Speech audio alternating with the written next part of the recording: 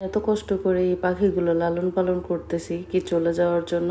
আমার কাছে মাঝে মাঝে অনেক বেশি খারাপ লাগে যখন পাখিরা আনার পরে অনেক দিন রাখি, যত্ন নিই, তারপরে সে এক সময় যে সুযোগ পাইলেই চলে যায়। অনেক বেশি খারাপ লাগে। তো আজকে এই কথাটা বলার মানেই হলো, আমার অবশ্যই মোমো চলে গেছিল, মোমো আবার রিটার্ন চলে আসছে। সেটা চলে গেছে কিভাবে, এটা যদি আসলে আমি ভিডিওর ক্লিপটা নিতাম তাহলে আপনাদের সাথে আমি বুঝাইতে পারতাম যে আসলে কিছু পাখি আছে যে আসলে আদর যত্ন করলে আসলে যায় না।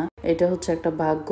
যেমন মোমোকে আমি অনেক বেশি আদর করছিলাম প্রথম থেকে। আপনারা অনেকগুলো ভিডিও দেখছেন, মোমোকে আমি শোয়ে মোবাইলও দেখাইছি, কিন্তু মোমো শোয়ার থেকে উঠে নাই যতক্ষণ আমি না উঠাই। আর ঠিক সেম ভাবে কিন্তু মোমো এখন পোষ হচ্ছে। আর মোমো চলে গেছে, চলে গিয়ে অনেকক্ষণ পর্যন্ত আমার ব্যালকনির গ্রিলে বসা ছিল।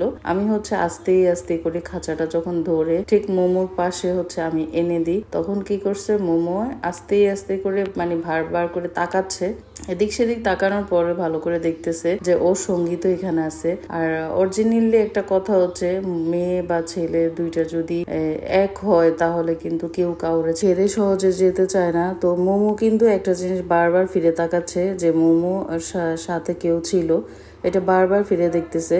তবে এমন পর্যায়ে সে ব্যালকনির গ্রিলে বসা ছিল, ও ফিরে আসার মতো কোনো অবস্থা ছিল না। তারপরে সব ভাগ্য, বললাম না, সব আল্লাহর লিখন, যে আসলে আদর যত্ন ভালোবাসা করলে আসলে কিন্তু অনেক সময় থাকে, আবার অনেক সময় থাকেও না। এটা পাখির উপরে ডিপেন্ড করে, কারণ পাখিরা যদি অনেক সময় বেশি ভয় পায় তখন সে কিন্তু চলে যায়। তো আমরা খুব সেভে ছিলাম, কারণ আমার দুইটা কক কিন্তু হারাইছে। আর এই হারানোর ভুলটা কিন্তু আমি নিজেই করছি, কারণ আমি যখনই আদর করতে যাই তখনই ভুল ক্রমে আমি যে খাঁচার দরজাটা খুলে দিয়ে চলে আসি, আমার আর এটা লাগাইতে একদম খেয়াল থাকে না।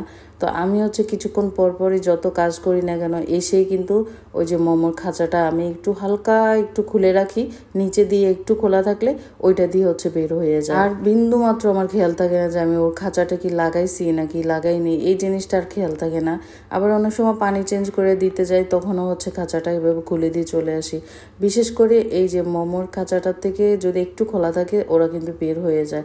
তো যাই হোক, মোমো পরে দিয়ে ওখান থেকে গ্রিলে বসার অনেকক্ষণ তাকানো, এদিক সেদিক তাকানোর পরে মোমো নিজেই একটা উড়াল দিয়ে যে একটু দূরে যায়, দূর থেকে গিয়ে আবার আমার জানালার গ্রিলের ভিতর দিয়ে ঢুকে ঠিক সিল্কির ঘরে যাইয়া বসে থাকে। আর সিল্কির ঘরে যখন যাইয়া বসে থাকে, সিল্কি কিন্তু এমনি ওদেরকে দেখলে অনেক বেশি মারে, রেগে যায়। আর ওই দিন একদম সিল্কি নিজেই কারণ ও হঠাৎ করে এটা কি উড়ে আসলো, চুপচাপ ছিল সিল্কি নিজে। তো যাই হোক, সব ভাগ্য ফিরে আসছে। আপনারা সবাই দোয়া করবেন আমার প্রত্যেকটা পাখি যেন সুস্থ সবল থাকে, ভালো থাকে। আমিও সবার পশু পাখির জন্য দোয়া করি, সবার পশু পাখির জন্য ভালো থাকে। তো সবাই ভালো থাকবেন।